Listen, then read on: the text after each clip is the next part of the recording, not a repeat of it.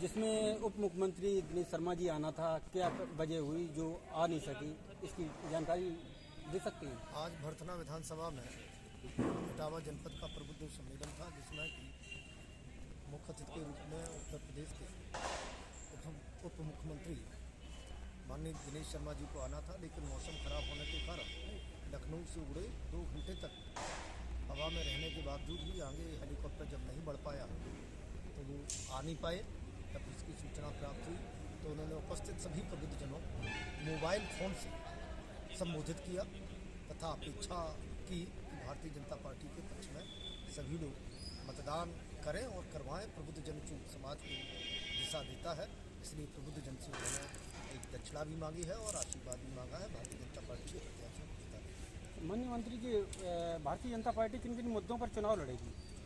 Bharatiya Janata party के पास चुनाव विकास विकास और विकास। हमारा 2014 से नारा है सबका साथ सबका विकास, जो 2019 में बन गया सबका साथ सबका विकास और सबका विश्वास। हम सिर्फ विकास के मुद्दे पर चुनाव लड़ रहे हैं। कानून व्यवस्था को लेकर जो ध्वस्त कानून व्यवस्था उत्तर प्रदेश की थी, कानून व्यवस्था को लेकर लड़ रहे हैं। और आप जब गांव में गरीब से पूछने जाएंगे तो एक भी ऐसा व्यक्ति नहीं है जो केंद्र और प्रदेश की सरकार से लाभान्वित नहीं हुआ हो। किसान ऋण मोचन, उसका ऋण माफ हुआ है, उसे 2000 रुपये वर्ष में 3 किस्तें उसे मिल रही हैं तथा मुफ्त बिजली के कनेक्शन हो रहे हैं, मुफ्त बिजली का गैस सिलेंडर मिला हुआ है, मुफ्त आवास मिला हुआ है तथा 5 लाख रुपए का एक वर्ष में मुफ्त इलाज कराने के लिए बीमा भी मिला हुआ है। ढेर सारी योजनाएं हैं।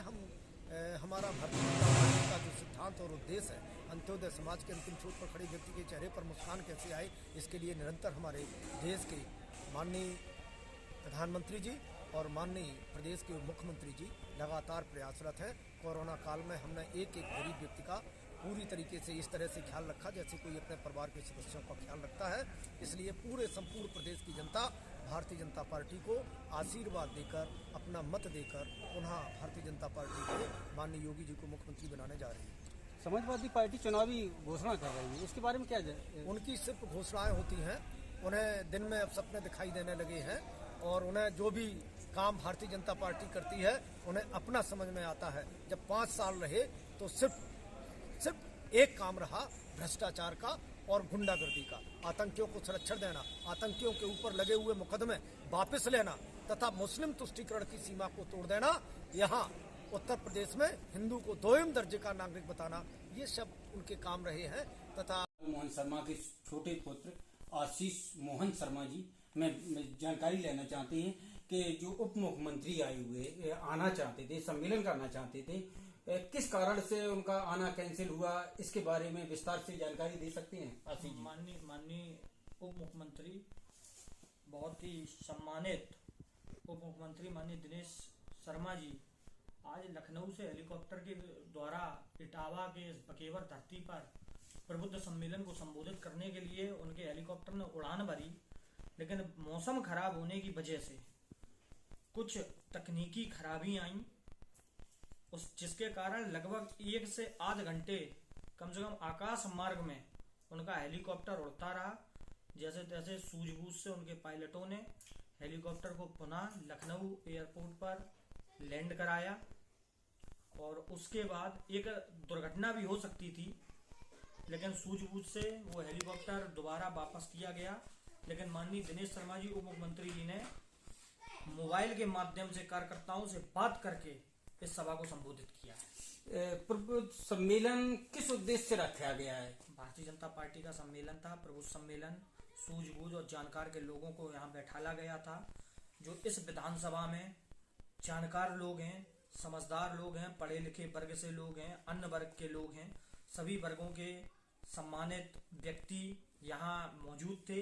इस प्रबुद्ध सम्मेलन को उन्होंने सुना, जिसके मुख्य अतिथि माननीय डॉक्टर रामशंकर कठेरिया जी और जिला अध्यक्ष, विधानसभा प्रभारी और माननीय प्रत्याशी, क्षेत्रीय उपाध्यक्ष जी और माननीय श्री गोपाल मोहन शर्मा जी की सुपुत्र मौजूदगी में ये सम्मेलन संपन्न हुआ है। अच्छा, इसके उद्देश्य क्या क्या थे? विधानसभा में हम कैसे आम कार्यकर्ता पे पकड़ बना सकते हैं, विधानसभा में लोगों की क्या क्या वो कमियां हैं जो हम पूरी कर सकते हैं, विधानसभा में अपने प्रत्याशी की जीत की ओर कैसे उन्हें बढ़ा सकते हैं, विधानसभा में जन जन को व्यक्ति को भारतीय जनता पार्टी की नेकों नेक उपलब्धियां गिनाना ये इस प्रबुद्ध सम्मेलन का मुख्य आधार था। और अपने प्रत्याशी को कैसे विजयी बनाएं,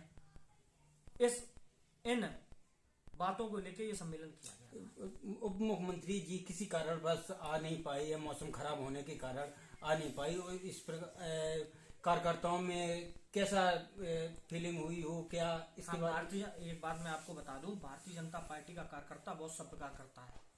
भारतीय जनता पार्टी का कार्यकर्ता ये जानता था कि अगर माननीय उप मुख्यमंत्री का हेलीकॉप्टर अगर प्रबुद्ध सम्मेलन था जिसमें उप मुख्यमंत्री दिनेश शर्मा जी आना था, तो किस कारण से नहीं आ सके, क्या वजह है, क्या इसकी जानकारी दे सकते हैं? आज मौसम खराब था और उनको इटावा हेलीपैड पे लैंड करना था। इटावा का मौसम ठीक नहीं था, इसलिए वो आ नहीं पाए। आपको पता ही है कि कितनी बड़ी दुर्घटना हमारे देश के ऊपर विपत्ति आ गई। हेलीकॉप्टर दुर्घटना में CDS बिपिन रावत जी हमारे बीच में नहीं रहे और देश को बहुत ही बड़ी क्षति पहुंची सुरक्षा के उस दृष्टिकोण से। तो इसलिए बहुत ही सजगता बनाने की ज़रूरत है। हम लोग चाहते हैं कि सभी की सुरक्षा बनी रहे, हमारे आदरणीय नेताओं की। इसलिए आज का कार्यक्रम उनको बहुत मजबूरी में करना पड़ा स्थगित, लेकिन उन्होंने मोबाइल के माध्यम से सभी को संबोधित किया और कार्यकर्ताओं में जोश भरा। मोदी जी का हम लोगों को संदेश दिया और जिस आधार पर हम लोग चुनाव लड़ रहे हैं उस काम को उन्होंने आगे बढ़ाया। सम्मेलन किस उपलक्ष्य में रखा गया था, क्या दिशा निर्देश देने थे पार्टी? भारतीय जनता पार्टी सभी लोगों को जोड़ के चलना चाहती है। सबका साथ, सबका विकास, सबका विश्वास और सबका प्रयास, ये है नारा। उसमें आप जानते ही हैं कि जो लोग एजुकेटेड होते हैं, जिन लोगों के अंदर एक सामाजिक कार्य करने की क्षमता होती है और नेतृत्व करने की क्षमता होती है, तो कई बार ऐसा होता है कि एक व्यक्ति के पीछे 1000-500 लोग चलते हैं, बहुत बड़ा एक समूह चलता है। ऐसे सभी लोगों को, भाइयों को जोड़ने के लिए प्रबुद्ध सम्मेलन बुलाया गया था, जिसमें कि आदरणीय दिनेश शर्मा जी को आना। भारतीय जनता पार्टी किन किन मुद्दों पर चुनाव लड़ेगी?